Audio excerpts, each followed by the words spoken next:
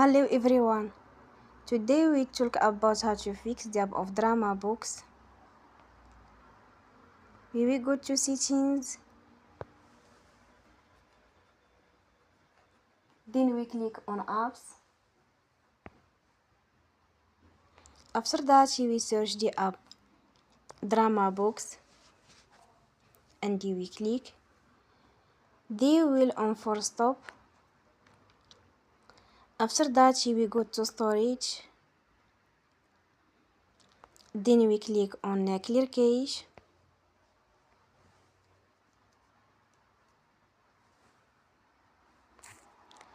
In the end, turn off your phone and you will recharge your phone again.